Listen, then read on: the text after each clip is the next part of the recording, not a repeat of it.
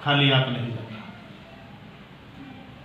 बालाजी महाराज के इस धाम पर जो शुद्ध भाव से आता है, बालाजी उस भक्त को कभी निराश नहीं जाने देते।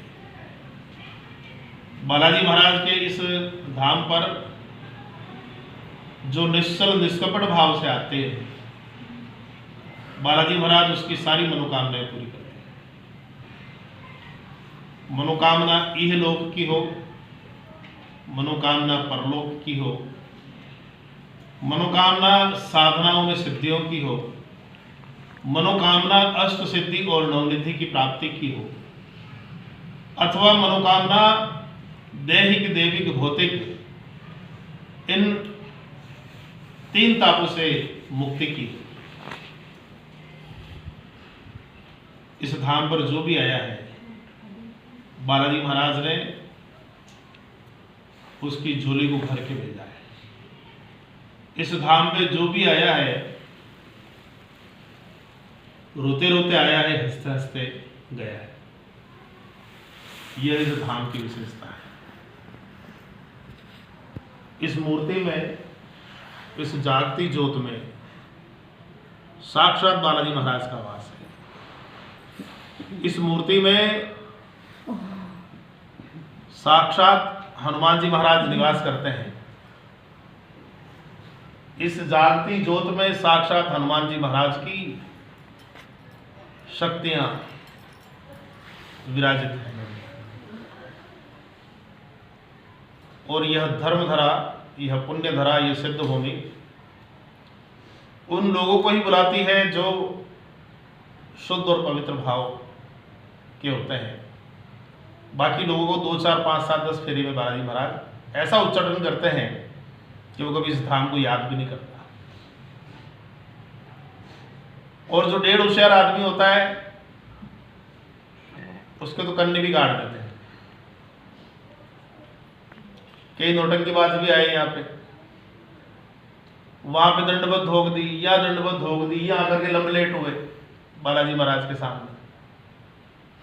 बालाजी महाराज ये कर दो, बालाजी महाराज वो कर दो, बालाजी महाराज फलाना कर दो, बालाजी महाराज ढीमका कर दो, सब कर दिया बालाजी महाराज। अब जब काम बनने लगे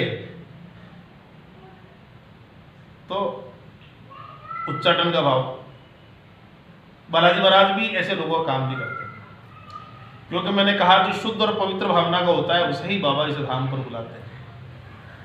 और जो शातिर माइंड का आदमी होता है ना, जो खोपड़ी होता है, उसे इस धाम से कोसों दूर रखते हैं।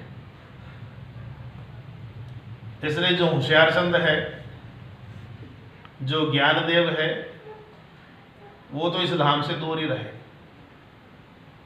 मन में शुद्ध भाव है तो इस धाम की शक्तियों से लाभान्वित हो सकते हो, बाकी बिल्कुल नहीं हो सकते। चाहे कितने भी अर्जे लगा लो, चाहे कितने चालीसा के पाठ यहाँ पे कर लो, चाहे घर पे कर लो, चाहे किसी दूसरे मंदिर में कर लो, यही कारण है कि इस धाम पर भगवान गिने चुने लोगों को ही बुलाते हैं।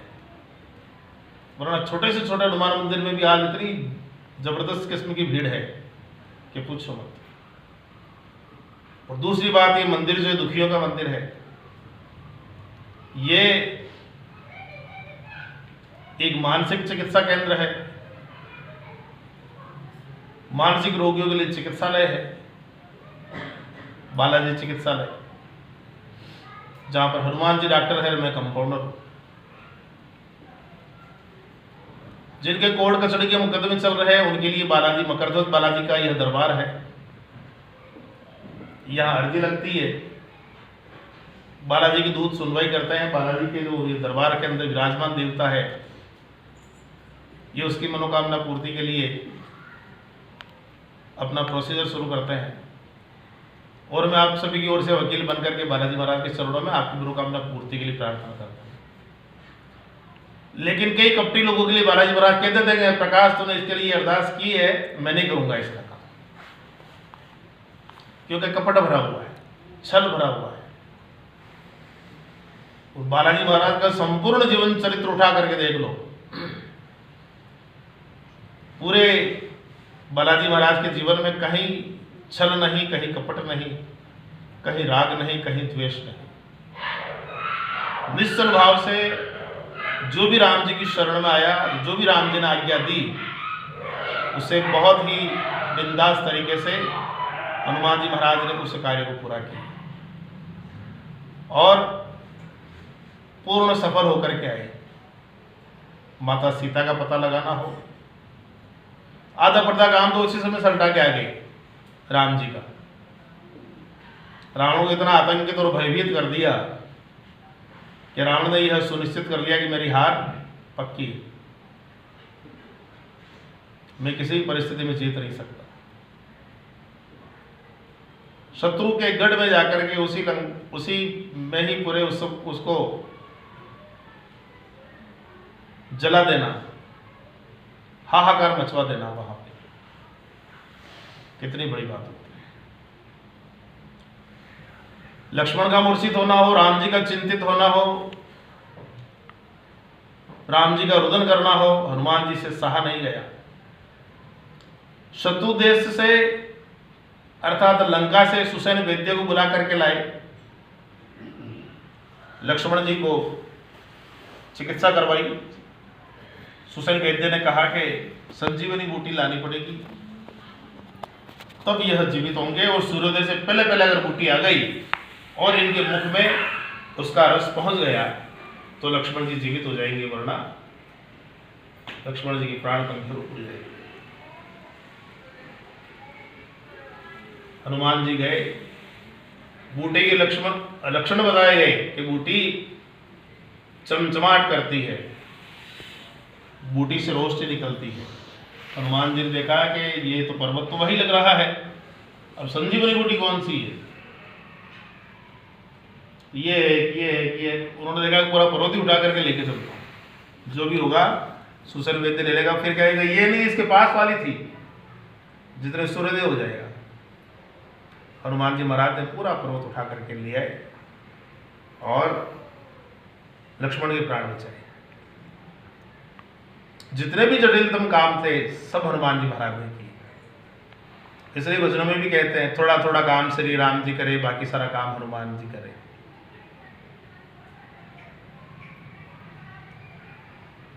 थोड़ा थोड़ा काम श्री राम जी ने किया, बाकी के सारे काम हनुमान जी महाराज ने किए। इसलिए रामदूत के दूत बनो। हनुमान जी के जीवन से हम बहुत सी प्रेरणा ले सकते हैं, निष्कपट रहने की, निश्चल रहने की, शूरता की, वीरता की, बुद्धिमता की, है जो भी सारी खूबियां हैं हनुमान जी महाराज की, एक एक को भी अगर हम अपने जीवन में उतारें तो निश्चित रूप से हमारा जन्म जीवन सफल और सार्थक हो सकता है। अपने परिवार के निमित्त तो हम काम में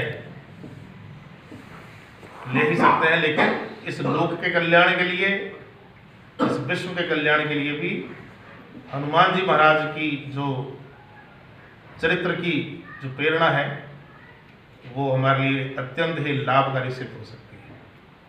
तो हम सभी हनुमान चालीसा के अंदर जो हनुमान जी की शक्तियां हैं उनका स्मरण करें और हम सभी एक बार हनुमान चालीसा का पाठ करें। बोलिए भक्त और भगवान सच्चे दरबार की। श्री गुरु चरण सरोज रज निज मन मुकुर सुधार, वर्णव रघुवर विमल जसु जोदायक फल चार, बुद्धिहीन तनु जानिके सुमिरो पवन कुमार, बर बुद्धि विद्या देव मोहि हरहु कलेश विकार। जय हनुमान ज्ञान गुण सागर तुलित बल रामा।